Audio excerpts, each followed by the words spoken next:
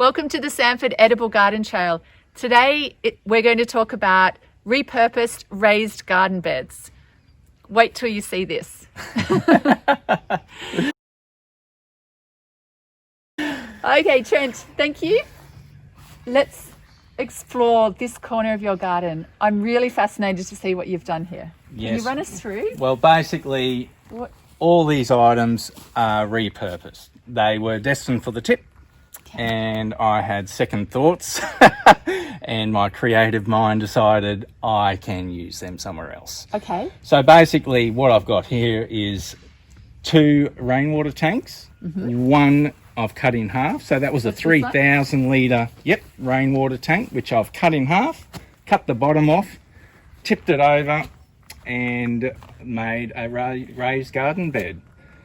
Same with the far beds over there. They're 2 smaller raised veggie gardens, which are made from rainwater tank as well, just a small one. And then I've got 2 spa baths.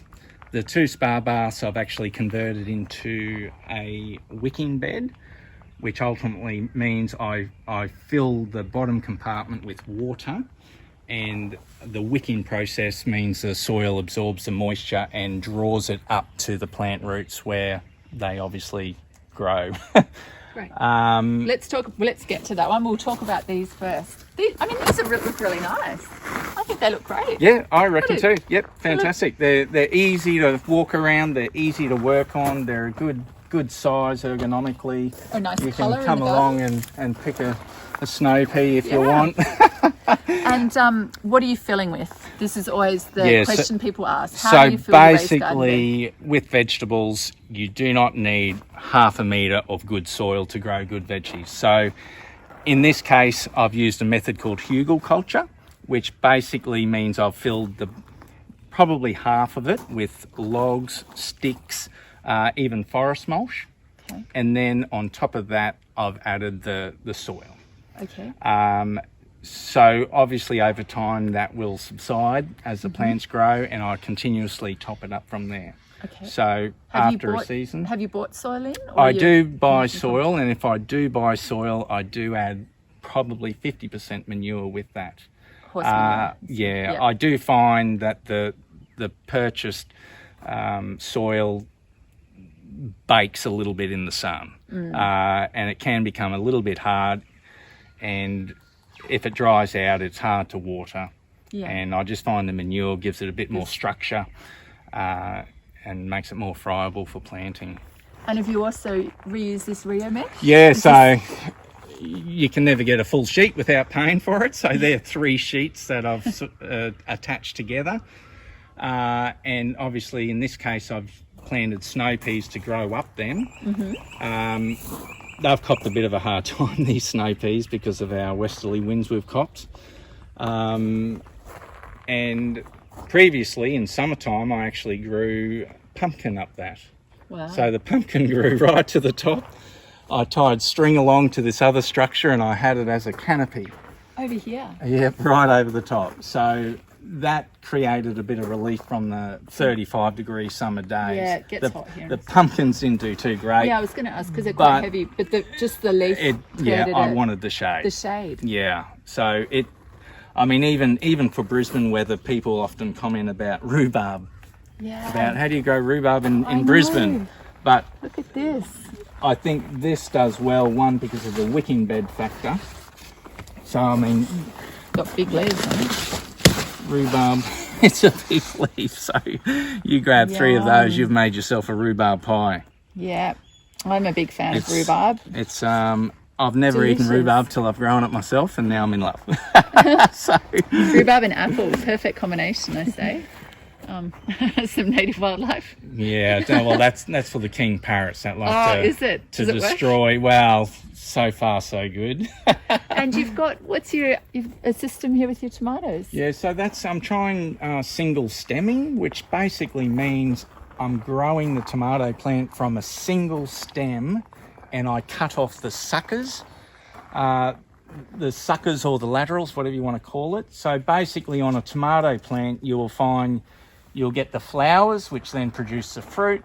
You'll get a leaf come out roughly horizontal, and then on the 45-degree angle here, that is the sucker. So in fact, I will often pinch that off, and you can see already that one's got a flower on it and will produce tomatoes, but I'm trying to make the plant concentrate on the tomatoes it's producing on that single stem. I'm not trying to grow 200, I'm just trying to grow 50. Yeah, okay.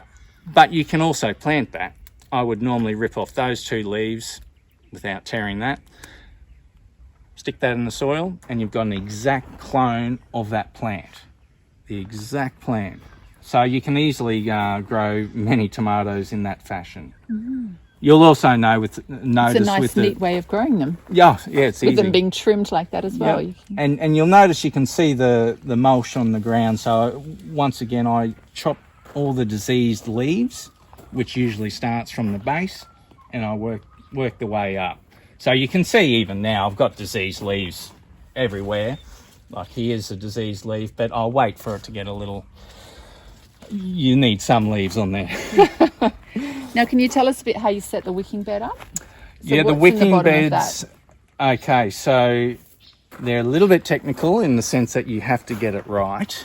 You don't want the bed to become soggy, for example, if you make the water level too high, and if you make the water level too low, it won't wick the water up through the soil. So I've done my research, and with the base, it's basically filled with 20 ml aggregate or any material that will allow the water to pass straight through. Mm-hmm. At the point you want the water level to finish, you then drill a hole in it and make an overflow. Mm-hmm. So it doesn't matter how much it rains, that water level will remain that same level. And then from there, I've sheeted it off to prevent the soil just going through all the rock, added soil, and then planted. Okay. Within that, I do install a 90 ml pipe where I can fill up the base of the Okay, that's the what this is? That's right. So I'd literally take off the tank and put the hose in there. And that goes right down to the... Yeah, you'll probably see some water down the base if it goes that far down. So are you doing any overhead watering? Or No, if I do water from up top, I will take the hose nozzle off and put it directly on the soil, so I'm not splashing soil up all over the plants. And in winter, I generally don't fill that because the soil retains its moisture a lot more, but summer, constantly filling it. Well, very nice reuse of a spa. Yeah. And another one here, same thing. Yep, that's exactly the same. Yeah. One of my problems with gardening is I plant too close. So, not a bad problem to have. Yeah. But what that means is I should really trim a lot. Like once a plant starts overcrowding another plant, I should get in there and cut. Which is good because you're eating the young plants as well, which I love doing.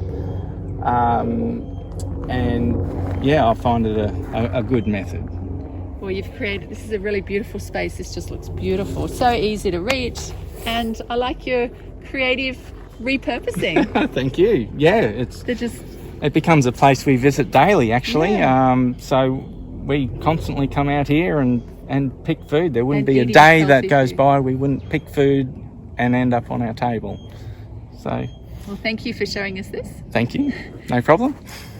So if you enjoyed this video, if you can subscribe to our YouTube channel and just like the video, let other people know about the Sanford Edible Garden Trail, and we'll keep doing more videos like this. Thank you. We'll see you next time. Thank you. Bye for now.